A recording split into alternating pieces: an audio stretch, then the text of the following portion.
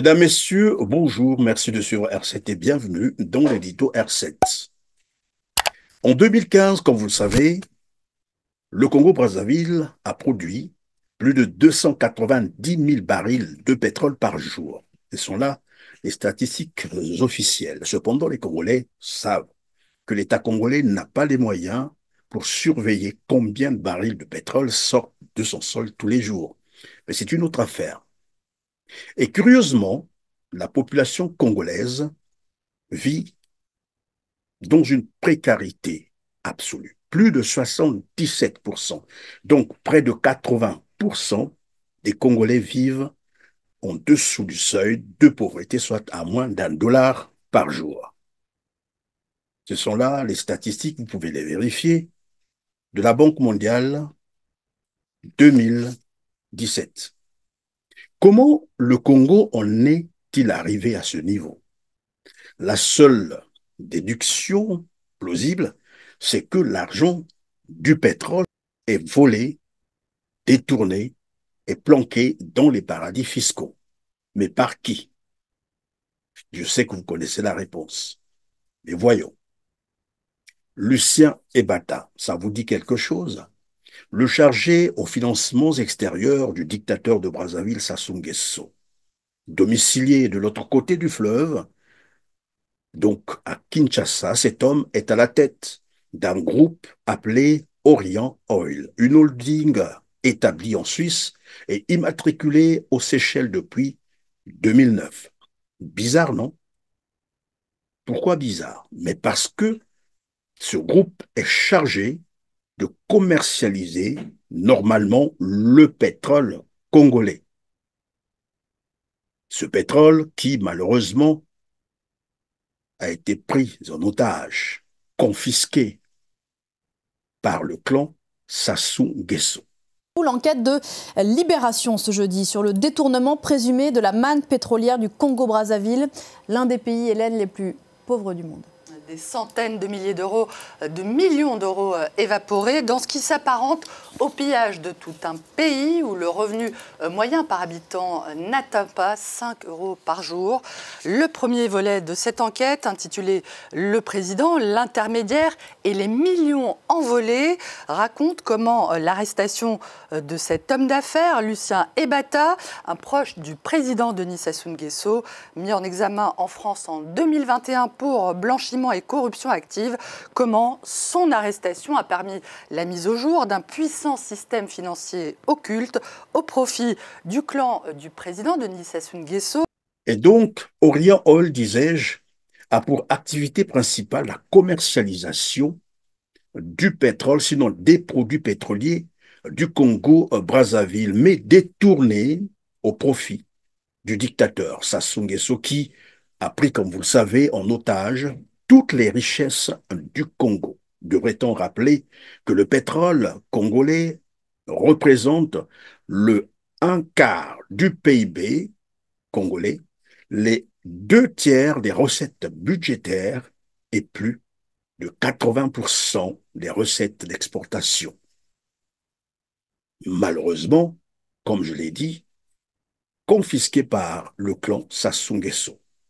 Parmi les clients du groupe Orient Oil, on trouve la major anglo-néerlandaise Shell, ainsi que la Société nationale des pétroles du Congo, la SNPC, le bras financier, vous le savez très bien, du clan Sassou Nguesso et de son parti, le Parti congolais du travail. C'est avec cet argent que Sassou Nguesso achète aussi les armes qu'il retourne contre les Congolais. S'agissant d'Orion, donc, Libé affirme que cette société a alimenté des dépenses somptuaires, des dizaines de milliers d'euros de cadeaux achetés dans des boutiques de luxe sur les Champs-Élysées, jusqu'à des mouvements de cash pouvant atteindre des millions d'euros à Paris et à Monaco. Libération évoque une affaire qui résonne avec celle des biens mal acquis, dans laquelle, on s'en souvient, des membres du clan de Denis Sassou Nguesso sont soupçonnés de s'être constitués des patrimoines illicites en France grâce à des détournements de fonds publics.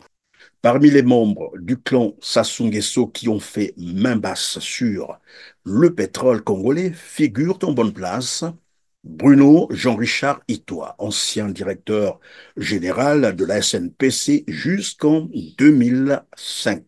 Durant son mandat, M. Itoie a été mêlé à d'importants détournements de fonds via des sociétés fictives, selon une enquête bien sûr menée par la Cour fédérale américaine.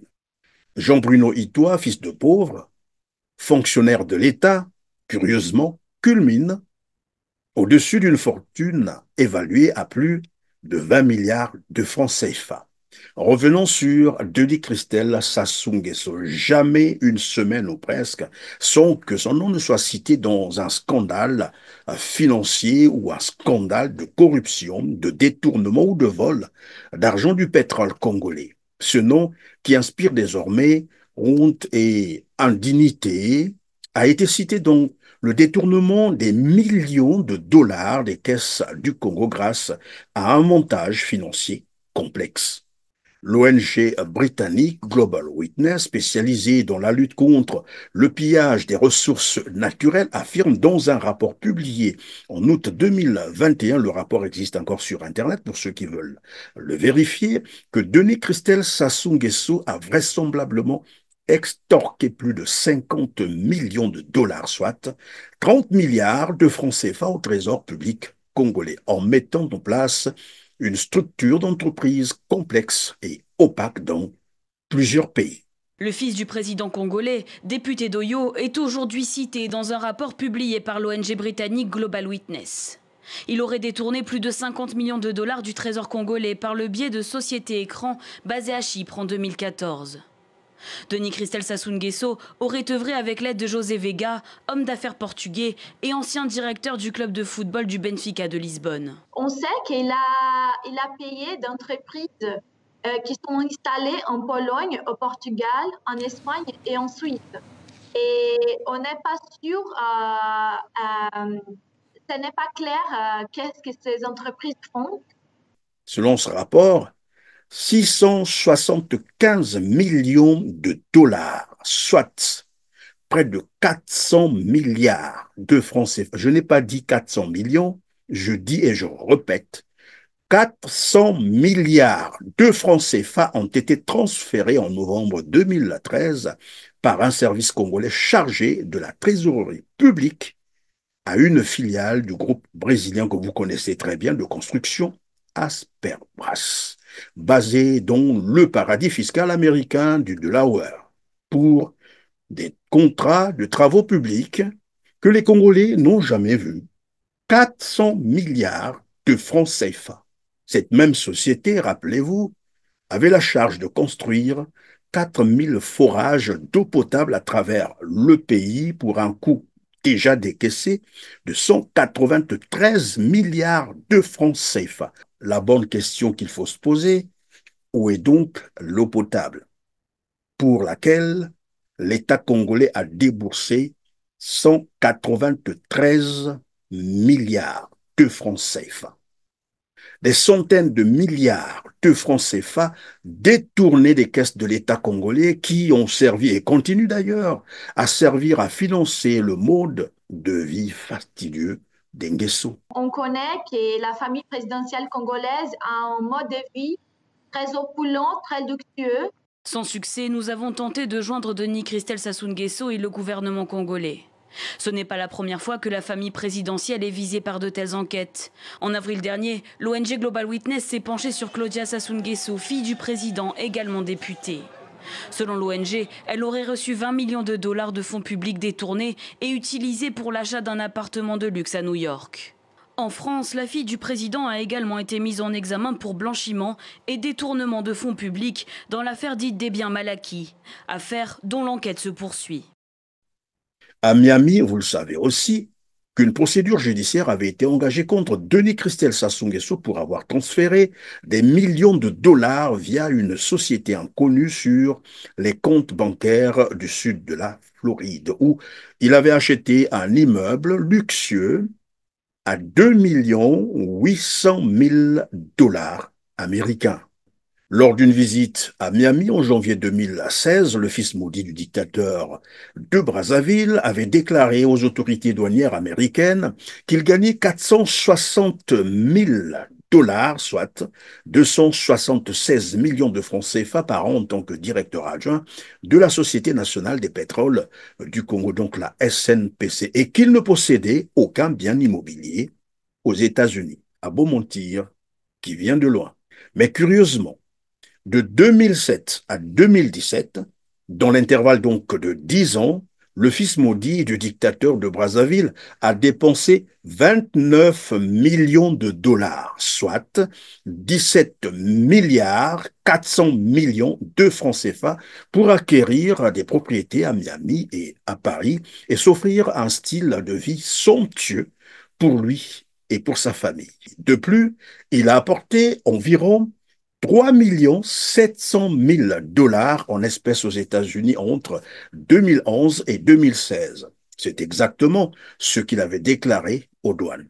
Il faut donc expliquer aux Congolais comment quelqu'un qui gagne 460 000 $ par an de salaire, soit 4 600 000 $ sur 10 ans, peut-il effectuer des dépenses de plus de 29 millions de $ dans cette même période? D'où sortent donc les 24 millions de $ supplémentaires.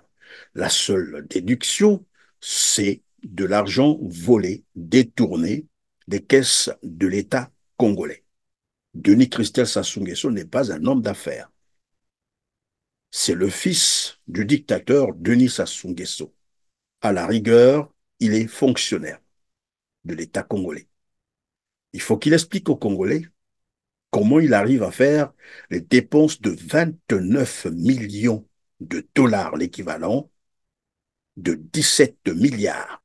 Voilà qui peut expliquer en grande partie, bien entendu, la misère actuelle des Congolais qui ne peuvent plus percevoir leur salaire, leur pension, leur bourse pour les étudiants de manière régulière. Les Congolais ne peuvent plus se soigner, non plus d'eau potable, non plus d'électricité stable. Depuis plus d'une semaine, cette femme habitante de Ngamakosu, un quartier périphérique de Talangaï, 6e arrondissement de Brazzaville, parcourt plus de 5 km à pied pour s'approvisionner en eau potable. Elle quitte souvent sa maison entre 4 et 5 heures et brave le climat d'insécurité qui règne dans son secteur, justement pour rechercher l'eau de la LC2 qui ne coule plus de son robinet. Une semaine,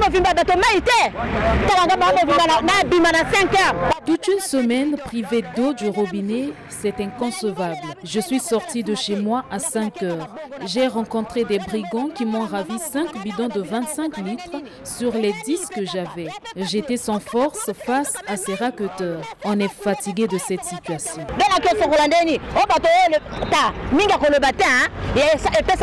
Dans tout le secteur, l'eau du robinet est devenue une denrée rare. Sur les artères principales, c'est le défilé des bidons jaunes pour une destination incertaine. La capitale congolaise vit au rythme des coupures intempestives d'électricité. Judy Kael, propriétaire d'une chambre froide, n'a pas de choix. Elle est obligée d'utiliser le groupe électrogène au regard des pertes de marchandises déjà enregistrées. La tenancière de la chambre froide est sur la voie de fermer définitivement. Malgré tout ça, on continue de payer les factures. Donc quand tu ne payes pas, c'est des problèmes. Chaque fois, ce n'est que les agents qui passent. Les agents qui passent. Les agents de la SNE qui traînent de partout. Donc dans la journée, vous pouvez recevoir au moins 3 personnes. Il faut que venir vérifier tout ça. Mais le courant n'est pas stable. Là, le congélateur ne marche plus. Je ne vends plus. Je suis obligé de faire juste l'entreposage. Parce que la marchandise, je n'ai plus rien là où je suis. Là, je n'ai plus rien. On a dû changer de moteur parce qu'avec les coupures incessantes, ça a dû court-circuiter la machine. Du coup, on a dû racheter un autre moteur à 350 000. Plus la main-d'œuvre, ça nous a pris 500 000. Pour les vendeurs des produits congelés en détail, l'heure est au solde des marchandises. Car il faut vite écouler les produits de peur qu'ils ne se décomposent. C'est un manque à gagner. Parce qu'il n'y a pas le courant, on doit descendre la marchandise. Si ça dort, ça va pourrir, nous sera perdant. Dans certains ménages, les familles se plaignent de la qualité des produits congelés, soupçonnant ainsi leur décomposition faute d'électricité. Ça ne va pas. On n'a presque pas de l'électricité. Dernièrement, nous avons acheté du poisson ici qui était en très mauvais état. Et tout le monde presque était tombé malade ici. Tout le monde avait la diarrhée. Ça aurait été dans le quartier où j'ai vécu dans mon enfance, à Brazzaville, on aurait trié Moyibi, Boza Bami Yibi, Bozo Yiba Mbongo ya Congo, Boyibi pe ya trop, Bozo Yiba trop, et puis Bozo Dondonango, Ben Kele Bami Yibi, Ben Kenaku Labaka Mbongo ya Congo, Talamutindo Ben Mekukumisa Congo. Et vous venez devant le Sénat pour expliquer aux Congolais qu'il n'y a plus d'argent. Alors que vous volez cet argent tous les jours. Vous planquez dans les paradis fiscaux des milliers de milliards. Bizarre, non? Voilà donc pour aujourd'hui, mesdames, messieurs. Prochainement, nous reviendrons sur Julienne Sassou Nguesso, la fille du dictateur congolais qui touche, vous savez combien? 15% des parts de EPCO, la filiale pétrolière de EMLA, en usant de multiples prête-noms. Rien qu'en 2018, ces actions cachées lui ont rapporté au moins 3 300 000 $ américains. Prochainement, nous allons nous pencher sur ce dossier. Merci donc de nous avoir suivis aujourd'hui, mesdames, messieurs. Likez, partagez, aidez-nous à informer un plus grand nombre de téléspectateurs. On se dit au revoir et à la prochaine occasion. Merci.